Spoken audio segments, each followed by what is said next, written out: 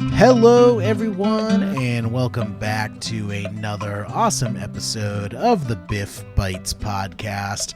I'm your host, as always, Jerry Me, and joined by my three trusty co-hosts. Up first, we have the one and only Mr. Mike Long. How you doing, Mike? Hey. Doing all right, Jerry. How are you? Awesome. Doing well. We got Adam Shear in the house. How's it going, Adam? Rock and roll, Jerry. Rock and roll.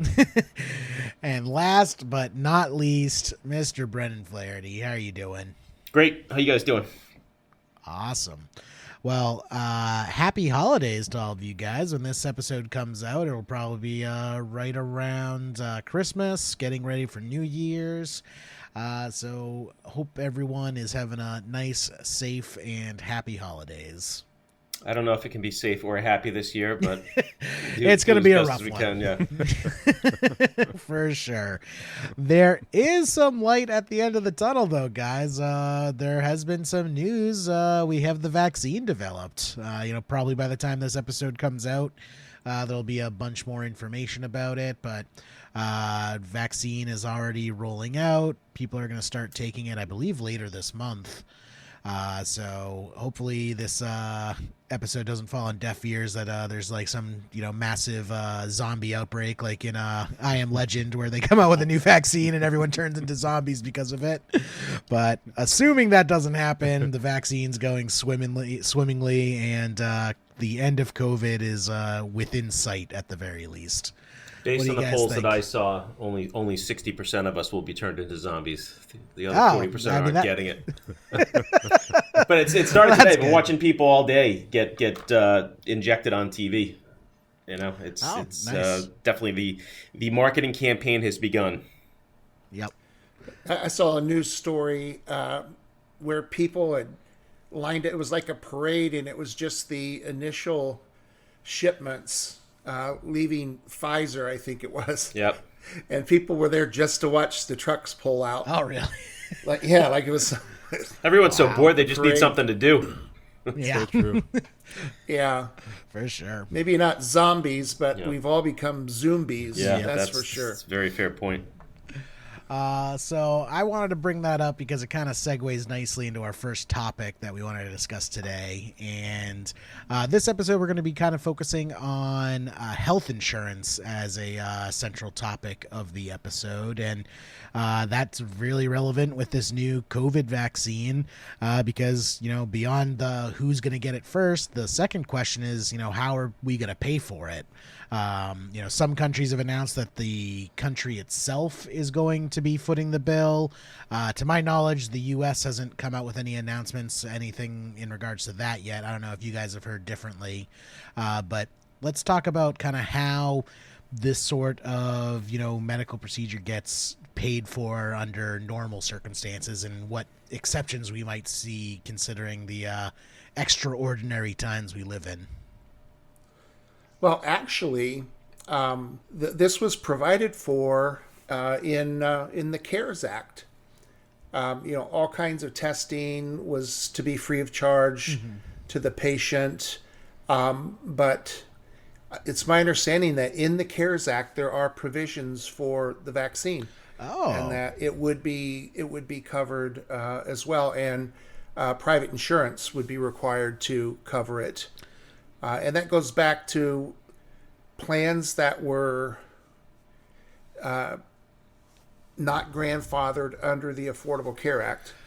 That's interesting. I knew like the testing and all of that was covered under CARES. I didn't know it was also extended out to an eventual vaccine because the CARES Act was months ago at this point. But that's good. At least there was some forethought there. Yeah, I agree. Yeah, that was March, right? Yeah. Well, I mean, we'll probably see where it really gets paid for is in our premiums. Yeah, right. There's always going to be money being made somewhere, right? So they'll get it. But there was a lot of public funding went into the research, not necessarily specifically with Pfizer, but there was a lot of public funds donated to help facilitate the rapid nature in which this vaccine was researched, created, and produced. So I think that there is some impetus for these companies to allow people to get it for free. And one of the first things that Pfizer said when they came out saying we got it, was that we weren't part of Operation Warp Speed. They were that the very first press release that they put out indicated that they did not take public funds. So yeah, well, also not just public funds, but public effort. I actually did this thing. There was this mini game that this group put out of scientists where they gamified their data collection, where they had a bunch of samples and they needed individuals to identify certain patterns in the samples that computers couldn't identify. And they basically gamified it and turned it into a little mini game where you could play this game for points. And in reality, you're actually helping out the researchers by identifying patterns in the data sets they had for COVID. Wow. Yeah, it was definitely a group effort, not just with public funds, but also public effort as well. Yeah. Now, there's more than one company has been working on a virus vaccine, right? Or will they continue to then bring it to market? Absolutely. I mean, so we've heard from both Pfizer and Moderna are the ones that I think alter DNA or RNA or one of the two. But then Johnson & Johnson and AstraZeneca, I believe, are producing just more traditional vaccines. And so the amount of doses that are anticipated to be needed during globally, I think would dictate that all four companies continue in earnest in their efforts.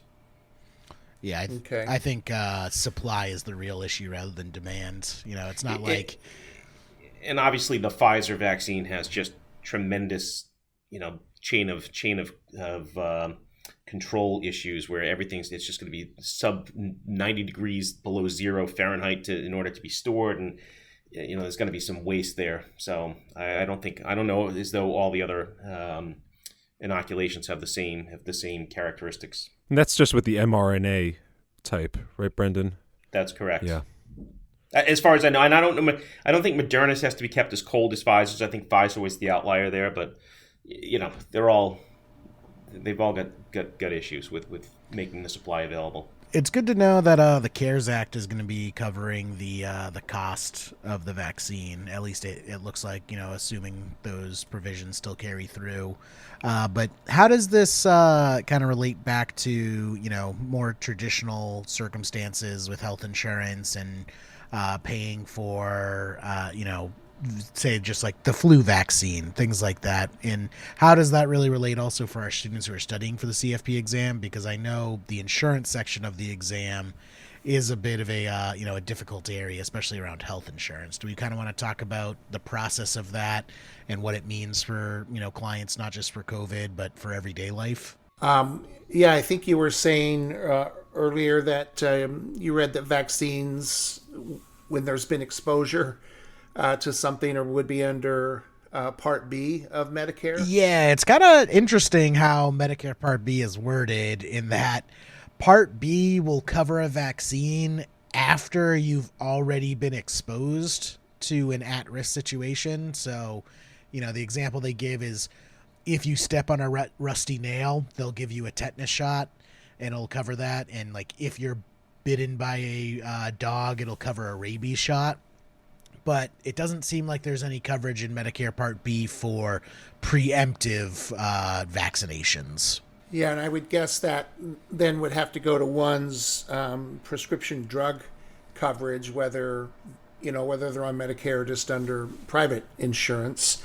But certainly these can be covered in Part D of Medicare. And there's big changes in 2021 to this. The donut hole in Medicare has Medicare Part D has closed officially at the end of the year, and next year there's different pay splits on this, where for the individual person they're not going to pay more than 25% of the drug cost. There's a deductible, as always. In 2021, it's $445, and then the patient pays 25%, and the drug plan will pay 75%, until combined there's been expense of $4,130. And then go ahead. You were going to ask a question? I was just going to say, well, you kind of touched on it a little bit, but just for our listeners who might not be as familiar, could you just kind of explain, what the donut hole is, like why it's called the donut hole and how it affects people? Yeah, previously and now there's a term formerly known as the donut hole. So it's kind of like Prince. I was just going to say.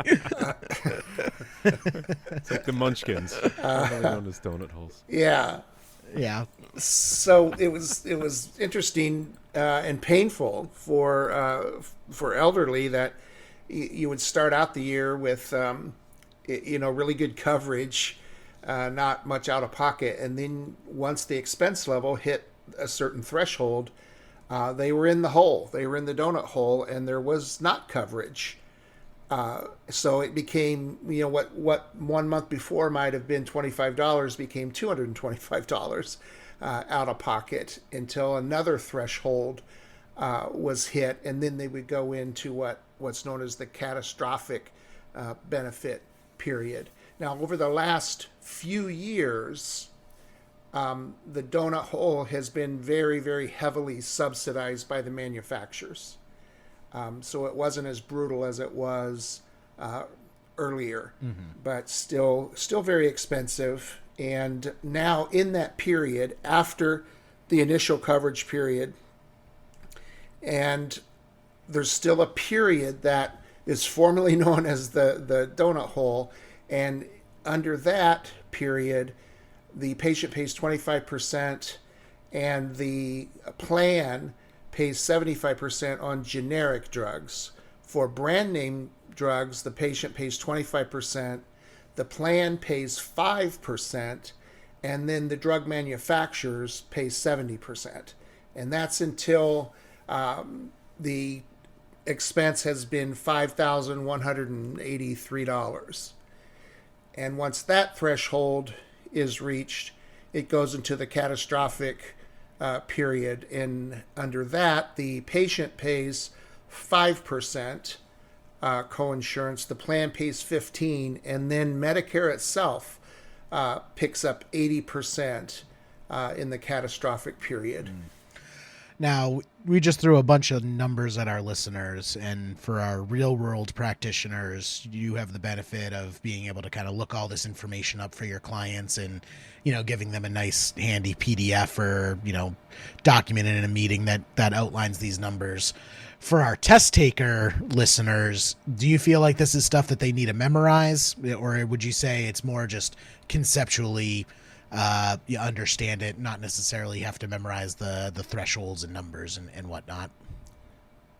Yeah, very conceptually. I don't know that they've ever been tested on any kind of number because it changes every year. And one of the questions on the exam has been as basic as which part of Medicare covers prescription drugs. Yep. D for drugs. D for drugs. But there, there's going to be ample information for everybody to go out and look at plans. And one of the, tell me if you think this is cause and effect, but the number of Medicare Advantage plans available in 2021 went up by like 75%. It's now close to 5,000 different offerings. And I'm wondering, is what's driving that, other than the fact that for the first time, insulin can be offered in a Part D plan and have a capped out a cost of $35 roughly for a month's treatment.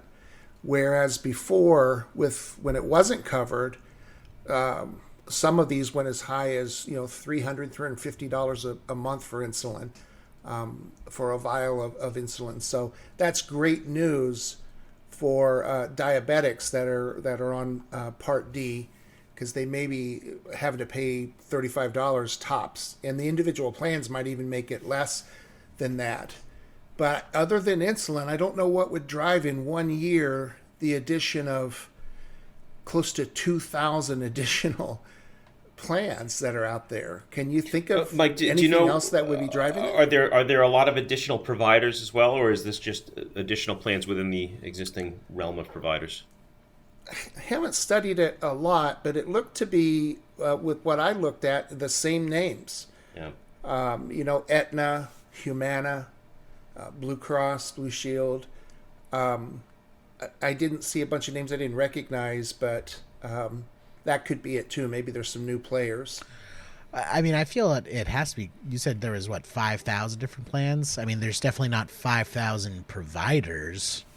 No. I guess that's an assumption I'm making. I mean, maybe there is. I'm not too plugged into the healthcare world, but I feel it's got to just be diversification of plans with these providers. Yeah, and whether you want insulin coverage in the plan or whether you don't, I think it's just carving up the options. Just getting a little more customized. So I think you're right. It's in terms of meeting your specific needs and what you anticipate your needs could be.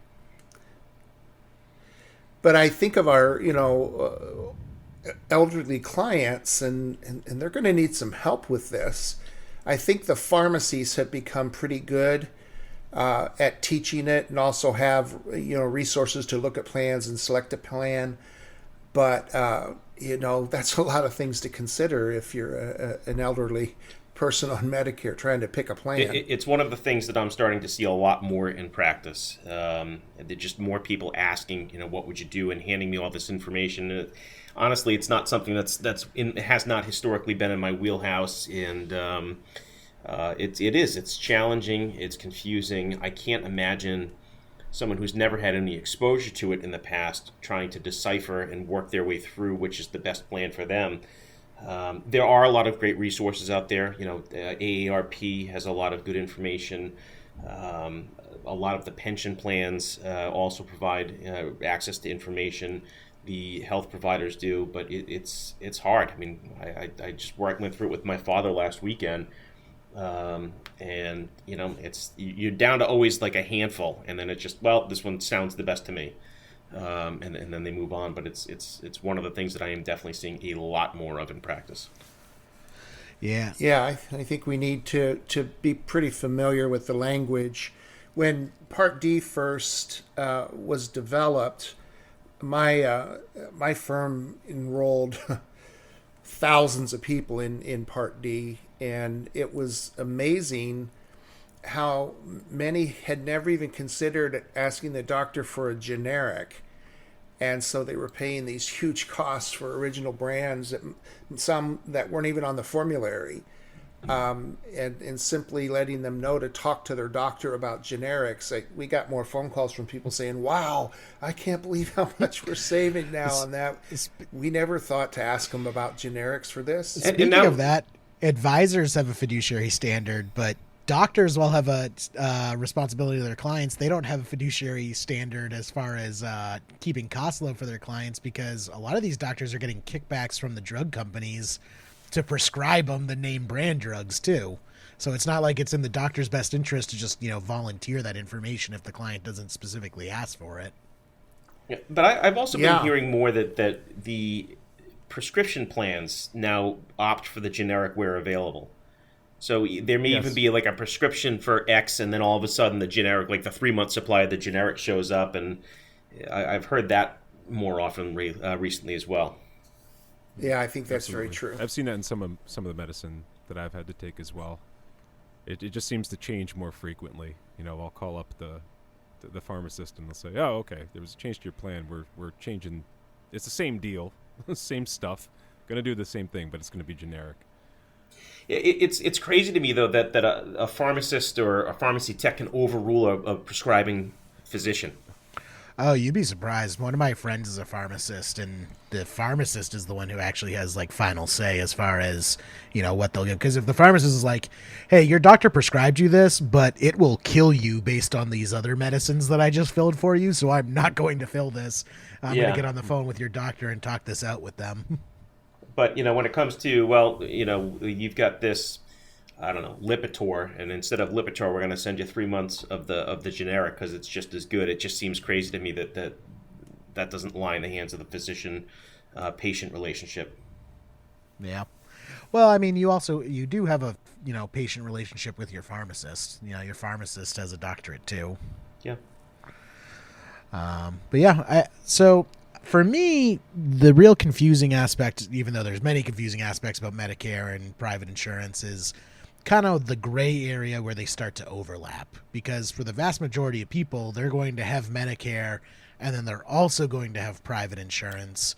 So what do you kind of rely on more? What do you focus on? Like, do you use Medicare first so that the insurance covers anything that's not covered by Medicare? Or what would you say for most clients their kind of course of action is in that regard? Well, my experience has been Medicare first once they're eligible for that. I suppose there are people that could stay under group plans if they're still working and not have Medicare be the primary, but I haven't seen a lot of that myself. It's usually Medicare and then whatever else. And just about everybody has a Medigap policy as well. Yep. I don't know what do you guys think? Yeah, I mean, I've definitely seen it where people retire and one of their retirement benefits is continuation in the health plan, but they still need the supplemental plans. But Medicare is the lion's share of people once they turn 65. They're happy to be on Medicare. Yeah, and same here. That Medicare primarily. Unless you choose to defer your enrollment because you're still working and you're still covered by your plan. Right. As soon as retirement comes up, it's Medicare. I always was very amused, if not irritated, in working with seniors, how much credit they would give their supplement. When really it was Medicare that was taking such incredible care of them. If you look at the deductibles and copays, and that's all that the Medigap policy ever pays. Yeah. Right. But the elderly would say, "Oh, they're so good to me. They're so good to me." And I was like, "What does that mean?" That's like, do they shovel your drive? I mean, what does that mean? That's like Johnny carries the groceries up 10 flights of stairs, but Bob puts it in the refrigerator and Bob gets all the credit. Yeah. That's the part they see, so that's the part that matters to them. And this wasn't an occasional comment either. It was like 90+% of the time they thought it was their Medigap provider that was doing all the heavy lifting in this. Well, and the Medigap is what they're paying for, right? So maybe it's that behavioral where it's, well, I paid for this and therefore I've made the right decision. This is taking good care of me. Thank God I did this. Yeah. Looping it back to our test takers before we kind of move on to the next subject, what would you say is kind of like the most important aspects of Medicare that, people sitting for the exam should really know? What would you say they should focus on? Adam, what do you think? No go on custodial care for Part A. I think that's been a standalone question as far as long-term care is concerned. But also knowing just how limited that window is for people that need long-term care under Medicare. I mean, I've had people say, "Well, I've Medicare. Why do I need long-term care insurance?" And the truth is, it's such a small window for you to qualify hospitalization into a skilled nursing facility. There's a lot of time-sensitive stuff that needs to happen. So I think that custodial care no-go is one of the key points for Medicare Part A. What do you guys think about for B? I think just, generally what's it for? It's for the non-hospital things, and to know that A is for the hospital and skilled nursing care, B is for the non-hospital expenses like, outpatient labs, tests, that kind of thing. Just real general. Again, the numbers change every year on that. I will tack on the one numbers that they should work on memorizing is time frames. Yeah, elimination periods, things like that. Yeah, CFP board does like to test on time frames, like how many days do you have in a skilled nursing facility? How many days do you have, before it kicks in? All those time frames, those are the numbers that you should focus on. Not so much the dollar amounts, though sometimes those can be relevant, but for the most part, it's the time frames. Focus on the number of days. That's a good point. Yeah, particularly that skilled nursing one. Yeah. 20 days with no copay, another 80 with a big copay. Now, in practice, folks think that that's a kind of a lifetime thing. It is not. It's per benefit period. And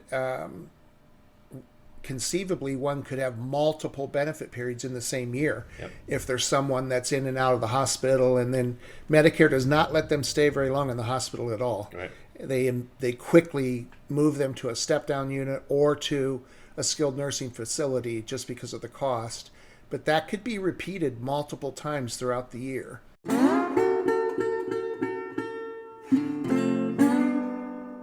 All right, so up until now, we've been kind of focusing on the elderly and the retired and how they cover their health expenses. But, you know, medical expenses is something that we have to face throughout our entire lives. So for those individuals who aren't at Medicare age yet, what are some ways that they can kind of pay for these medical expenses that don't necessarily get covered by their normal health insurance? Well, we should have a discussion then, I think, around FSA and my personal favorite, HSA. Yeah. A lot of folks are aware of the FSA because they might have them at their own at their work. Do you guys participate in FSA? You know, so I've been looking forward to this part of the conversation because I don't. So neither the FSA or the HSA is something that I participate in. I know that when I still have lingering benefits from when I was at Merrill Lynch because Bank of America contributed to an HSA for me, which I think carries with you regardless of whether or not you're employed. And so it's just not something, you know, at 46 years old with a relatively healthy family, that it's just not something that we have done. So I'm curious about your opinion on this. Yeah. Sorry. Oh, Go yeah, ahead. sure. You go first, Adam. I inquired about our FSA this year.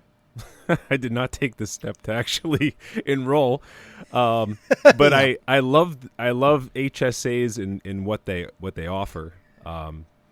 There's a lot of great tax savings that are built in. I mean, they come at a price. The HSAs are attached to high deductible healthcare plans.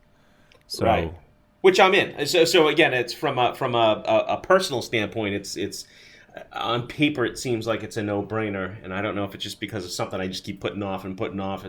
But I never even think about it until we're forced to have a conversation about it, and I'm hoping to come out of this convinced that I should be doing it for 2021. well, let me. I think you should with HSA. Yeah, sir. I've been hearing from a lot of advisors that the HSA is basically like after the Roth, the HSA is probably one of the most important plans that you should contribute to if you're eligible to contribute to. And my personal experience, so when I was at Fidelity had an HSA, and Fidelity is very generous with their benefits. And Fidelity every year would put the maximum contribution into our HSAs, regardless if we put a contribution in. So after I left Fidelity, I got to take my HSA with me. And I've used my HSA to, pay for prescriptions, pay for like my glasses. The glasses I'm wearing right now, I paid for with my HSA, and haven't spent a dime out of pocket because between my eye insurance and then the difference the HSA covered, it's awesome. So considering I got it completely for free, I'm a pretty big proponent of the HSA. Yeah, and the list of expenses, qualifying medical expenses, it's vast. I mean, it covers a lot of ground. IRS Pub 502 for everyone that's interested in looking at the nitty gritty. For the light reading. Yeah, for exactly. But yeah, it covers a lot of ground. Could certainly help. I think they're fantastic in the above the line deduction. I mean, the money goes in, you get the second most powerful individual tax benefit in the above the line deduction after credits.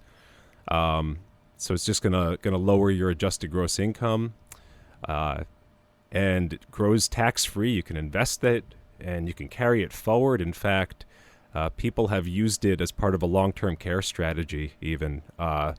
Where it just gets funded and it gets carried over year, and it's just another pool of money that can be called upon later down the road. So, a lot of good stuff with HSAs. I think what I see from students in some of the misunderstandings about just the mechanics of it, it starts with the HDHP, with that high deductible plan, Right. Because Right. the bands are, you have your high deductible, which needs to be a minimum amount that gets adjusted every year by the IRS. But then there's it's not an unreasonable amount. No. Right? So I don't know. Not at all. I've seen. I think below. most people would qualify if you just like choose one of the like lower insurance options. Like if your company offers you insurance options, then there's probably like one plan that doesn't get an HSA and then a cheaper plan that does get an HSA. And if your company doesn't offer you health insurance options, you probably qualify for the HSA anyways if your company's not giving you choices. I think for a single, that the high deductible is like the minimum deductible is $1,400. Yeah. Which is and anymore, I mean, it's rare to have a plan that has deductibles less than that. So many coverages have moved into the high deductible arena, but yet the company is not just flat out sponsoring high deductible. I'd like for our own to be redone like that. We're awfully close. Yeah. My deductible I think is $2,000, which is that meets the requirement, and the out of pocket was within like $50 or $100. We should just move to the high deductible plan because I would max fund an HSA every year now. So now, Mike, why do you say it's your favorite, or why do you love it so much? It's just more flexible, and you don't have to be so precise with the amount that goes in there, because in an FSA, it's use it or lose it. Which, ironically, FSA is the flexible spending, right? Yeah. So, yeah. As I've learned, names that are derived from bills are often the opposite of what they actually do. Yeah. Simple IRAs are anything but simple. You can tell it's a government program. Yeah, I mean that's just like alternative minimum tax. Right. There's nothing alternative about or it. minimum. And if you're subject to it, it's not minimum. Yeah. But yeah, that I think plans are allowed to give a person like an extra 2.5 months or $500 to carry over in the FSA, but the entire amount can stay in the HSA. And as Adam was saying, it can go on later to pay for long-term care or long-term care premiums. Yep. Which a lot of folks don't realize that either, because the general understanding of long-term care, tax-qualified long-term care, is that the premium can be deductible. Well, that's true for very few seniors because it's an itemized deduction. It's an eligible medical expense for itemized deductions. So all that is deductible is the excess of all eligible medical expenses in excess of 10% of AGI. Or maybe 7.5% still yet this year. And so would the use of HSA funds towards a long-term care policy premium impact the taxability of the benefits? No. Interesting. Is that how you understand it, Adam? I don't believe it does at all. No. It's kind of the trifecta. Yeah. You have pre-tax or tax deductible funding. You have tax deferred growth in the account, and then you have tax-free distributions. There's hardly anything out there that has that combination. What I love about the HSA is the level of control you have over the investments. My HSA is right in my Fidelity account, right next to my investment account, and right next to my IRA, and I can trade in the HSA the same way that I could trade in my trading account. Like, obviously, I'm not buying penny stocks or anything like that in my HSA, but if I want to have a more aggressive stance, and I am using this as like a more long-term care insurance, trying to maximize its growth so that I'll have that money that maybe I don't even have to get long-term care insurance when I'm reaching that age. I can take that stance with my HSA. Or if I want to be super conservative and just put it all in blue chip bonds, I can also do that and be very conservative with my investments in my HSA. It does give you a lot of control in that regard. Yeah. And think about all these options we're just spitballing here. I mean, for someone that has a family, your family's going to have medical expenses throughout the year, right?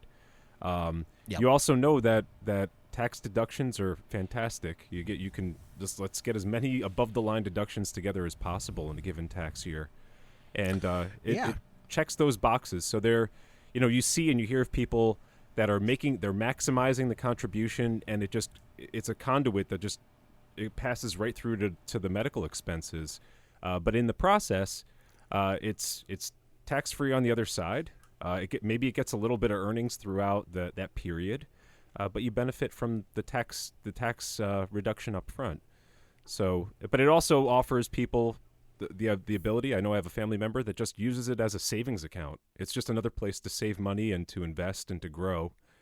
And he doesn't know what he's going to do with it. He just says, I just let it sit there and I fund it every year, takes the deduction and lets it grow. So that could potentially be a pool down the line. Or if he has an unfortunate year on the medical front, I mean, that could be really beneficial as well.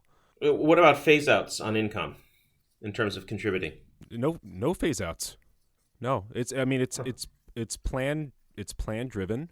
It's based on that high deductible plan. Like that's the driver there. So you have your high deductible, and then you have your ceiling for your max out of pocket. Those are your thresholds. So Jeff Bezos, if he chooses the high deductible plan, Jeff Bezos can contribute to an HSA. Jeff Bezos probably does have an HSA, probably. And if he's 55 he's an alien, though, isn't he? He's not human. I mean, he could drop another 1,000 in there too. That's another perk too. You get a little bonus. You go 55 and older, you could drop another 1,000 in there. So like a catch up. Yeah. Yep. Yeah, and the worst case scenario with an HSA is that the money was not needed, and it was just a really good tax deferred savings account. So when you say the money, so you're saying at the contributor's death? It can, or just down the road they end it. Yeah, you can't fund it once you become eligible for Medicare. You can't fund it with new contributions. But you have to pull out of it at that point. What's in there? No, you can keep it and pay for all these things. And if you think about it, this is where, if at some point in time Medigap policies get out of hand cost-wise, I mean, right now I think they're still pretty reasonable. Yeah. But conceivably, one could use their HSA to pay the deductibles and co-payments in Medicare, and not have a Medigap. I would always advise Medigap, but you can use the money there. We've talked about the use for long-term care. You could even fund your HSA with a one-time transfer from an IRA to an HSA up to that year's contribution limit. Yeah. It just can pay for so many things, and so many people are eligible now. We may even have people listening to this who themselves or their clients are eligible, but they've never enrolled. There's a thing with HSA called the last month rule. And what that means is if one is eligible for a high deductible plan, or is covered by a high deductible plan by the last month of the year, they could fund their HSA with the full amount for the year. It wouldn't be 1/12 of the amount; it would be the full amount. Yep. And that's a deduction. And you can also make the contribution up until April 15th of the following year, the same way as you can with IRAs. Yeah, I mean, I just wonder how many are out there that could do this right now that just have never looked at it. It's funny because it's never something that's come up at tax time with my accountant who says, hey, maybe you should take advantage of contributing here and taking that right off because it would reduce your taxable income. Like, it's just not something that comes up. I think it's almost like even more powerful than the Roth looking over these details, because you get to put it in tax-free and then withdraw it tax-free. So it's like you're putting it in as a traditional IRA and then withdrawing it as a Roth IRA with all the earnings as well being tax-free. I don't know. I think honestly the only reason why more people don't recommend it is they're just not as familiar with it. It's not the household name like the Roth IRA is. And it's been around for a long time. I mean, it's funny that it's just, and again, shame on me, it's just not something that I focused a lot of attention on. It's not something I get asked a lot about either. It's just not a common thing. There's also rollover potential as well. I mean, that's another benefit too. You have the HSA, right? Because I know I still have the I still have the benefits that were given to me at Bank of America. I don't know where they are, how to get them, but I know they're out there. I get a statement once a year, and then I say, I should do something with this, and then whoops. Well, and that's the thing is, like, you can set them up completely independent of your work. You know, the requirements to contribute to the HSA have to do with your work's insurance plan. But as far as opening an HSA, even if your company doesn't offer an HSA as part of the plan, you can just go to Fidelity or Schwab or any of these other brokerage firms and just open an HSA as a standalone account. And it's the same way as like with your IRA and Roth IRA. Yes, you have to make sure you meet the requirements, and that's on you to figure that out. But as long as you meet those requirements, you can make those contributions as much as you want. Well, not contribution-wise, but you know what I mean as far as if you want to make the contribution, you can make the contribution. Yep. Mm-hmm. Now, what are some of the unusual things? So I think it was Adam, you were saying, well, you'd be surprised at what you can actually pay for with this. So yeah, let's say knock me over with something that's interesting. let's say there's this weird herbal supplement that you think, all right, that's not going to be covered. Well, it's basically doctor's prescription. It's you can have herbal supplements that are going to help your condition.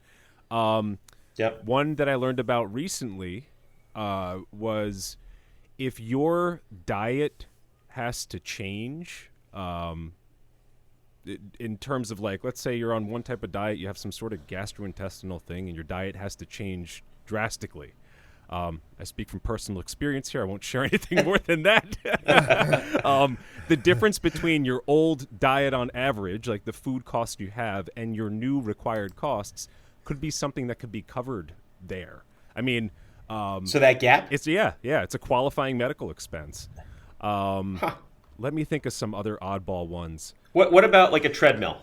If I wanted to buy a treadmill to exercise on a daily, now the gyms are closed. I don't think so. It has to be prescribed by a doctor. So that's the thing is, like, the interesting one that I always thought was funny was your massages can get covered by your HSA if it's prescribed by a doctor. Like, if part of like physical therapy is you get massages twice a week, those can be covered by your HSA. Yes, acupuncture as well. I think acupuncture's on that list. Acupuncture, chiropractor, all of that stuff. As long as your doctor signs off on it, it can be paid for it. Yeah, I think the. Hey, what about dental? That's a good question. I don't actually know about dental. I believe that it could, Mike. I believe that dental costs are covered. I think both dental and vision, and this is important to the seniors. Oh, actually, vision definitely, because I paid for my glasses with my HSA. So vision definitely you can, unless I'm going to get a really angry letter from the IRS this year. Maybe that's that case we're looking for. Yep. Sorry, Brendan, I beat you to it. You'll get a what is the publication? Copy of publication 502. Is that what it is, Sharon? Yeah. I believe one of your colleagues mentioned this, Jerry.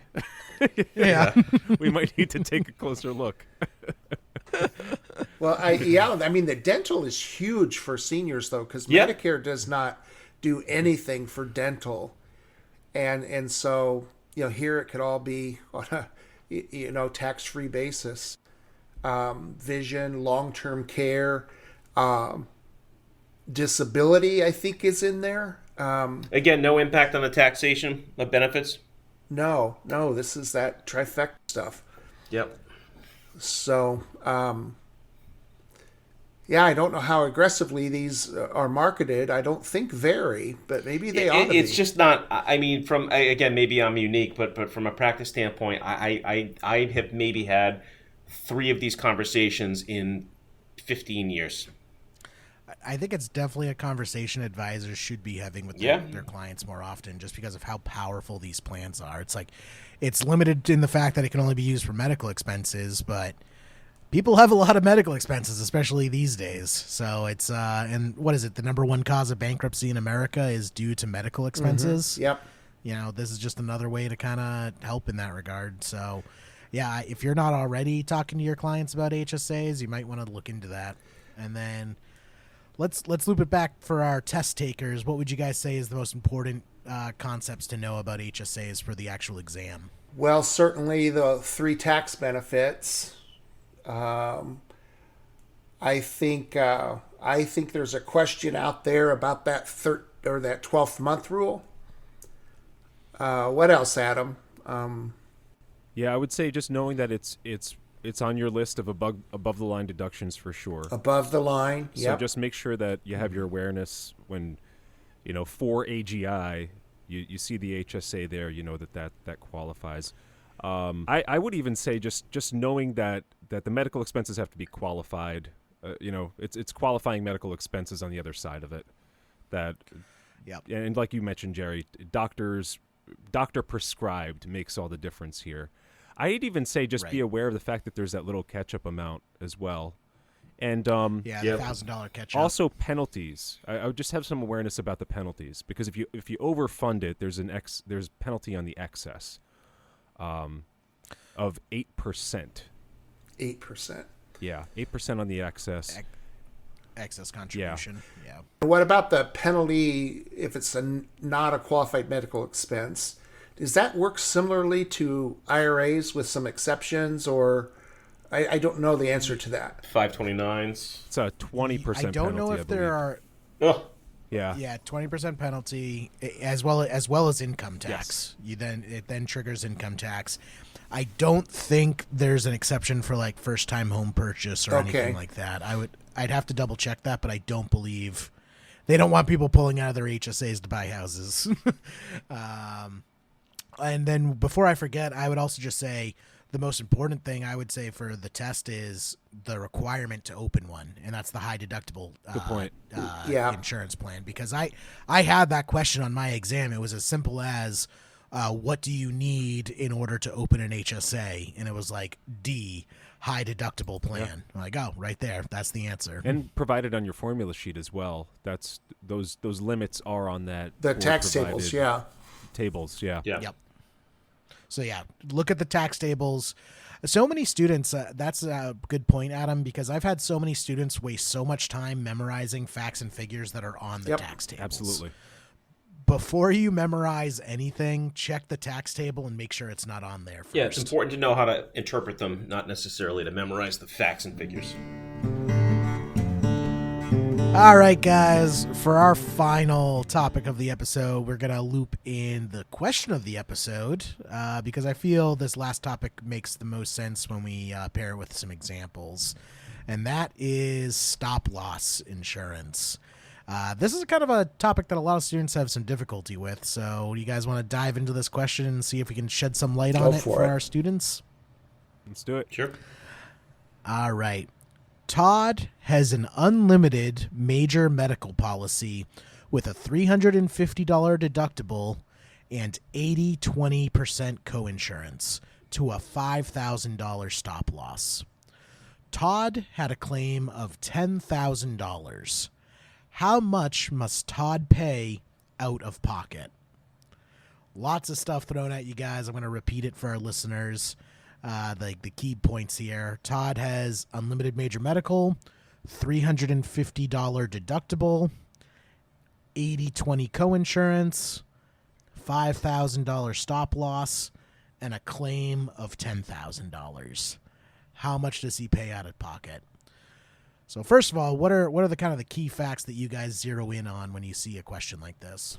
Well, certainly deductible, right? Right. Yeah. Always important. Absolutely. The deductible. Coinsurance, because that's step 2.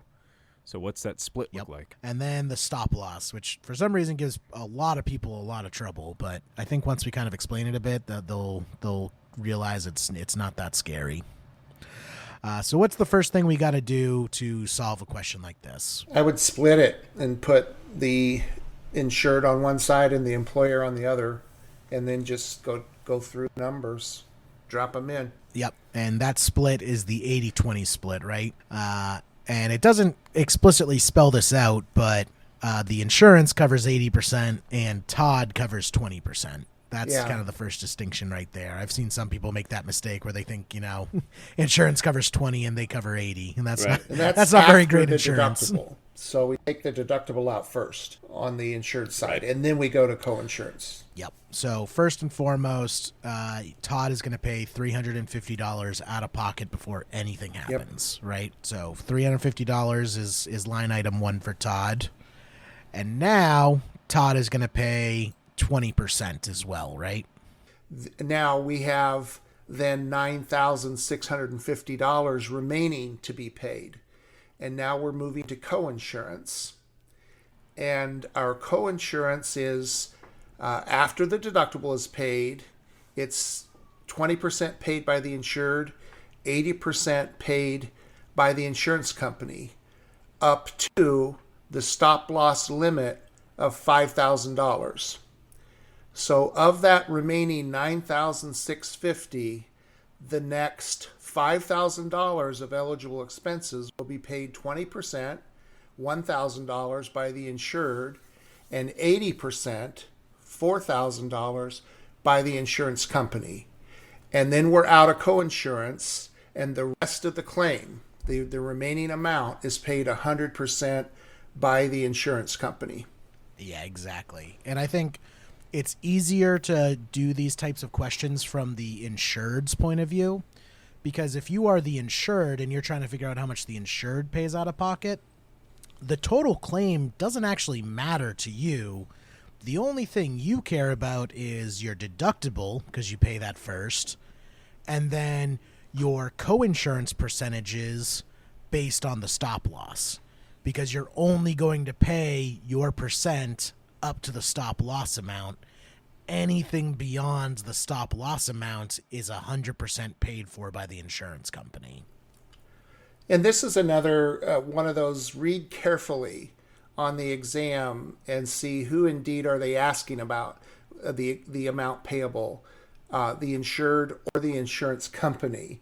Yes. And that would, and both the answers would be there as choices.